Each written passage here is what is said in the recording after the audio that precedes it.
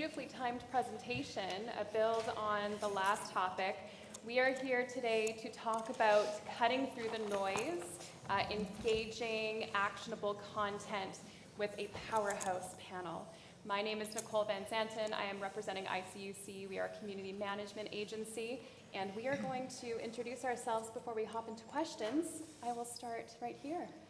So hi everyone, I am Adela Schulz, Rheumatology Europe Omnichannel Strategy and Operations Lead. I actually used to be, until recently, the Digital Transformation Strategy and Capability Lead, and I moved now into the business unit to go from build to apply to make the new ways of working happen on a daily basis. Excellent, thank you. Hi everyone, my name is Almudena Fraga, and I work for Lundbeck in the Global Customer Engagement team. I'm responsible for this long role that you see here, Omnichannel Strategic Planning and Implementation, which essentially means that I lead a team that is responsible for omnichannel customer journeys, so everything which is related with content, campaigns, channels, and congresses and events. And nice to be here with this powerful panel. Thank you. Great. My name is Nataliya Andreychuk. I am CEO and one of founders of Viseven company. Our company actually creators of a wizard, which is a tool of tagging, planning, and transcreating and of the modular content today and publishing to different channels. So we are deeply involved into the topic. We are also a digital content factory for many of our customers today. So we are really like the agency who are working with on day-to-day basis with all these content-related topics and deeply involved with our customers and helping with this journey all the way around. Excellent. So we've heard a lot about trust and transparency around content, just building on personalized content from the last panel. And our first question, we'll start here. Our first question is, what role does content play in the engagement strategy for pharma brands? A very important one. So I think, as we said yesterday, and as Bill Gates said already in 1996, content is king.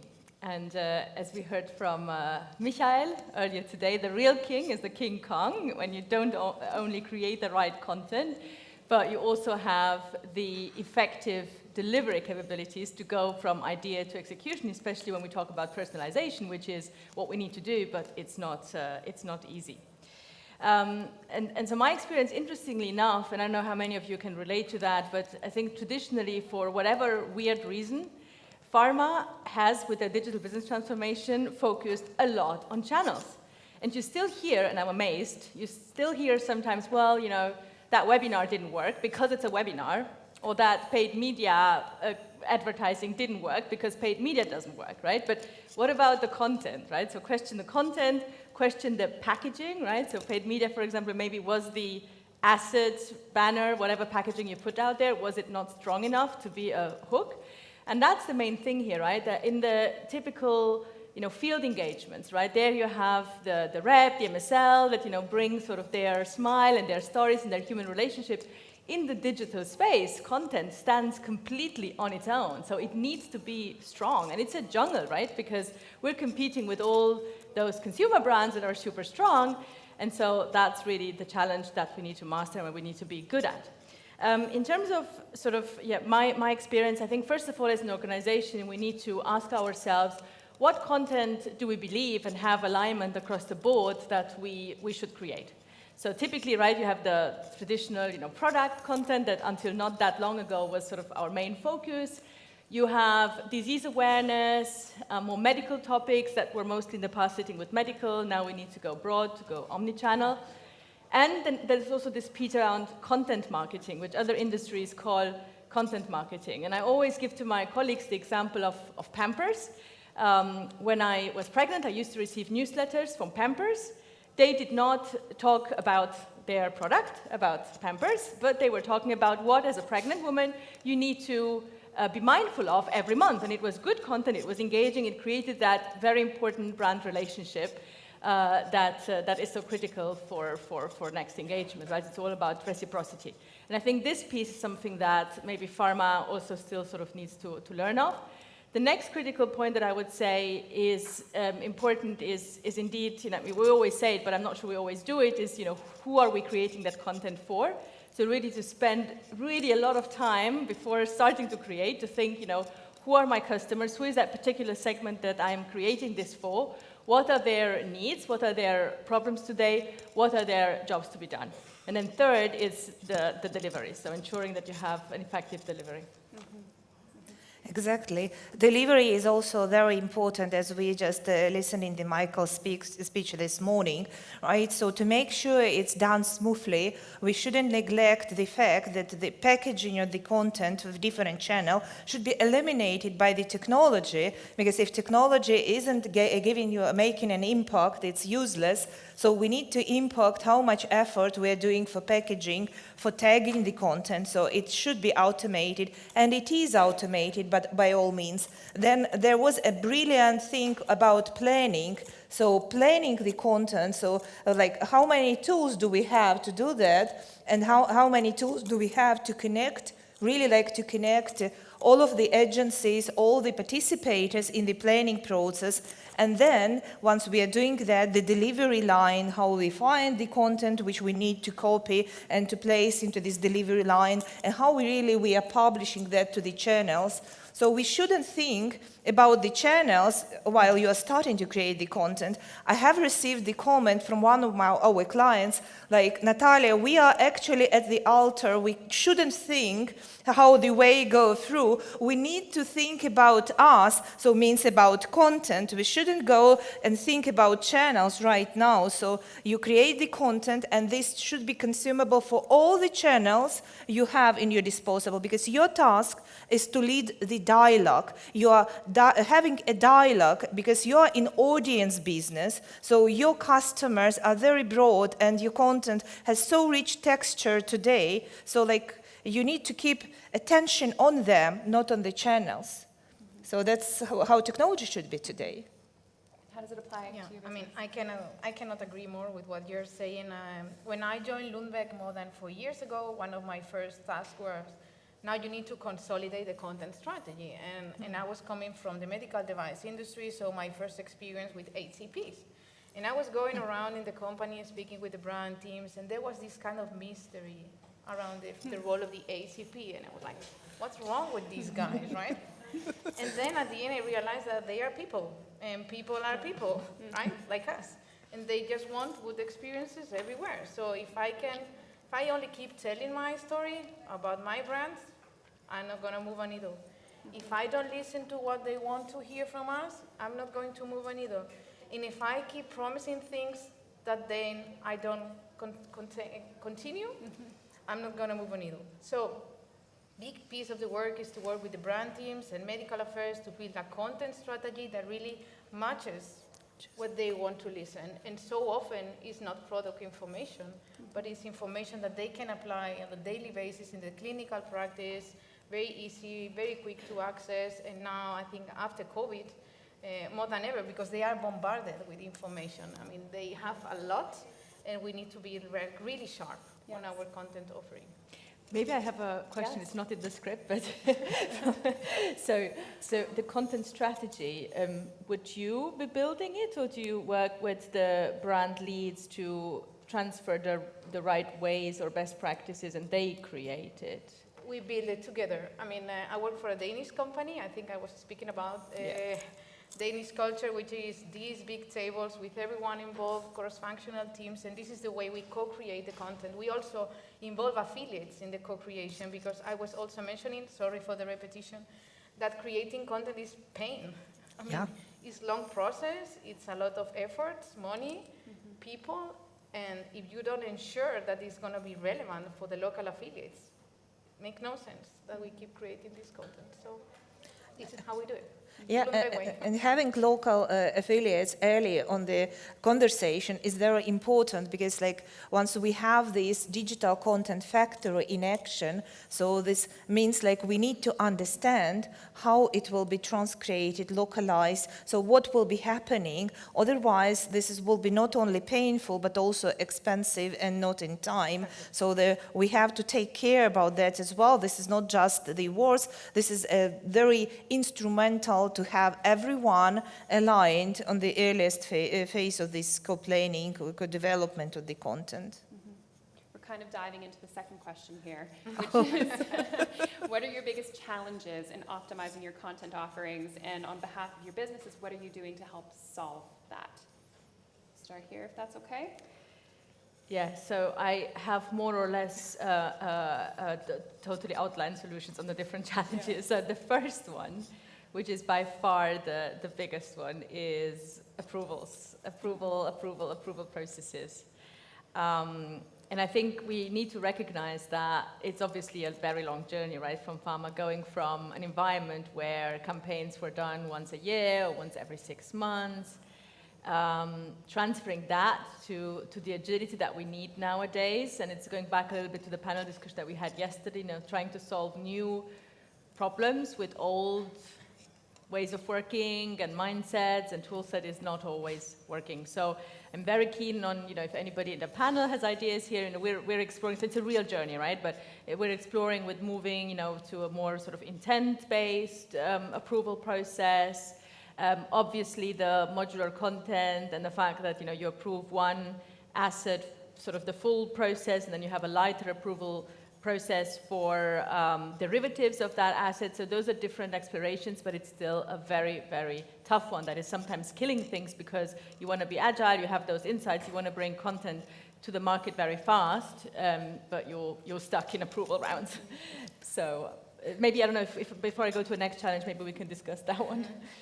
Yeah, it's very interesting. So, because this is actually myself, we have built a whole business around this topic. So maybe we can talk daily about how we optimize content offering and how we go there. But the most important thing in the whole process, maybe this is very trivial what I will say, this is also about structuring and standardizing. So first of all, you have to make this structure and to build your connected content. That means like your tagging, your taxonomy must be in place. And I'm not only talking about tagging on the level of the product or campaign, I am talking about explicit tagging, because as we are all thinking in the future, the content will be machine readable, not only human, human searchable and readable. So that means like we need to tag explicitly everything and contextually what we have created around this content. Then of course, after we having that, so we have to have this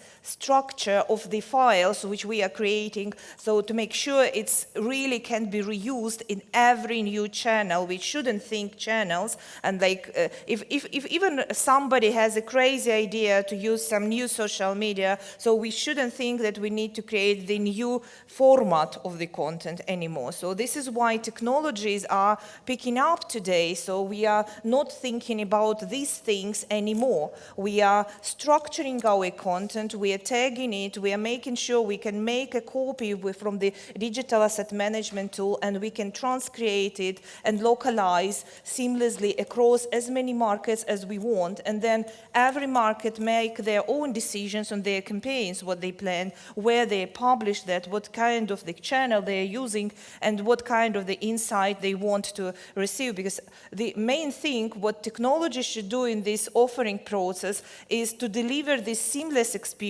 with modules, with tagging, with planning, with offering, and with even briefing and talking to the agencies, so that the marketeers, that we are only having these brand ideas, we are very intimate with our brand, with our audience, we are thinking about dialogues, we're thinking not about just keeping some dynamics in the campaign, we're thinking about dialogue, about being focused, and about being important for our audience. Yep. Challenges at Lundbeck? Well, those are secrets, but I will reveal some. I think that one first challenge is that this is a new way of communicating with our customers, and it implies a new way of doing marketing, right? And when you speak with the colleagues around the organization and you say, we are doing a new way of communicating with customers, everyone is like, yay, let's go for it. But then you say, okay, now you need to change the way you're doing your brand plans. And they are like, hold a second. We need to harmonize the VAs. And I was like, are you sure? This is my stuff. This is my territory, right? And this is a kind of big challenge that we are facing at the moment, and how we can really harmonize that, going step by step, so then we will be easily going to markets and implementing omnichannel campaigns, and we will be able to measure, because if you don't standardize, you cannot scale, you cannot measure, and that's one of the big pain points. And the other one, which I was also, again, sorry for the repetition, saying it 20 minutes ago, is the reusability of the content. It requires a lot of time and money and resources to create content. Companies already have a lot of content, but how can we really use that content and at the same time create new content for really move a needle? Because if we just keep doing the same stuff, we will not change anything at the end. And I think there's the reusability, and by the way, going back to the approval processes and loops, I would really hope, and I can't see why this wouldn't happen pretty soon, is that the solution, ChatGPT type solution, would help us there. So if anybody in the room already had some ideas, please feel free to raise your hand afterwards and voice it. That's one thing. So I think that's the biggest one, the biggest elephant. The other one, just building on your point of reuse, what I also find it's still an amazing opportunity is to just, to recycle. So whenever, obviously as Pharma, we still do a lot of events, right? That's what we still do a lot, in addition to, digital marketing content campaigns. Events, we attend congresses, we have symposium congresses. So how can we at all these occasions, think about repurposing content, about always having, a camera team on site, like here, that is recording everything, medical writers that are sort of writing, short blog summaries, right? Because not everybody would want to listen to a 60 minutes webinar. So how do you do a short blog? How do you do like we're doing here, right? That we always have that there's a camera team taking testimonials, saying that, you have all the people together, so let's exploit that. So that's an easier one, I would say, because it's more mindset. And for example, in my role, I'm working on sort of creating a kind of a playbook, playbook where, so that all, because there's a lot of content creators, right? So it's not just you, so a lot of, how do all those content creators, how can they all work in this direction of recycling content and creating it in a consumer style, easy to consume format? The reason behind that, not using or reusing the content or recycle, can be even more trivial than they think. Like, the people simply cannot find it or cannot understand the language it was created first time. Like, there must be very technical reason for that. And I think we are now training ourselves for the future AI, right? Because AI will be definitely knowing what you need to reuse for this purpose, right? So if it will be no more like very human decision. So because our decision will be always, I know better now, I know better, and I will create better now than I created before, right? If we will change this type of behavior because we are training ourselves right now to that, so I think the reusability will come like logically, so it will arrive there. So because we will improve every stage, searchability of the content, understanding of that, translation. We have time for a question or two, if there are any. Get a microphone at the front. Thank you. Such a great discussion. And ideas regarding how ChatGPT can solve the approval processes, please. Nothing on generative AI. Towards the goal of reusability and efficacy, how do you guys socialize internally with the local markets what's working?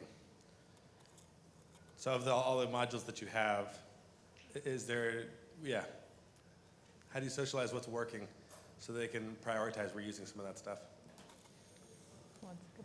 I can take that one, So as I was saying before, the Lundbeck way is co-creating everything with affiliates. So now we are in the process of building omnichannel campaigns, and we always make sure that in the table we have affiliates, key affiliates that can match the global strategy with the local strategy. So when the global campaign will go to them and they need to localize, it's relevant and their effort is minimum. And this is the way for us to ensure that that all the efforts that we are putting make sense, because they will be used by them.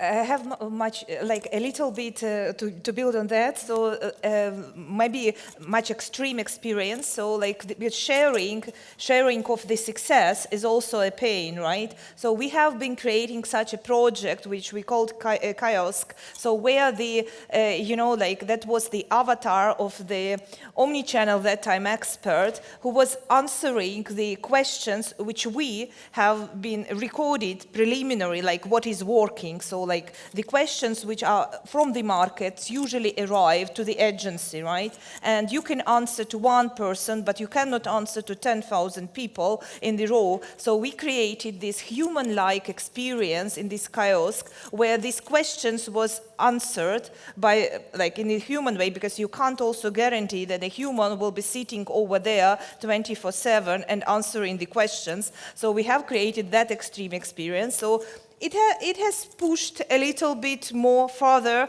the sharing and the, the people understood at least that they can ask and they will be answered, so they shouldn't be alone keeping that question in silence, so they shouldn't be silent about the questions. So, but that was the extreme experience and I liked it a lot. It was about innovation and sharing. And there's a last perspective, so very similar to what Almudena was saying. Absolutely, co-creation with the countries is a conditio sine qua non, because everything is happening at local level. They're closer to the customers, of course, stakeholders and patients than we are. And then what we always find is to do in a disciplined way. Well, first of all, to have already when a campaign goes live, to have real-time data. And to force ourselves, and it's tough to find the time, but to force ourselves to find the time to look at that real-time data, so not to wait to the end of the campaign, but really on the fly, and we have those capabilities now, which I find amazing, right, to see on the fly how your campaign is performing, and to be able to amend it on the go. And then we also have the practice of doing always a retrospective, right, the Agile Scrum type retrospective, where we look at data, and based on that, we consolidate what worked, what didn't, so what do we need to stop, continue doing. Excellent. Thanks, everyone. Appreciate it. So, thank you.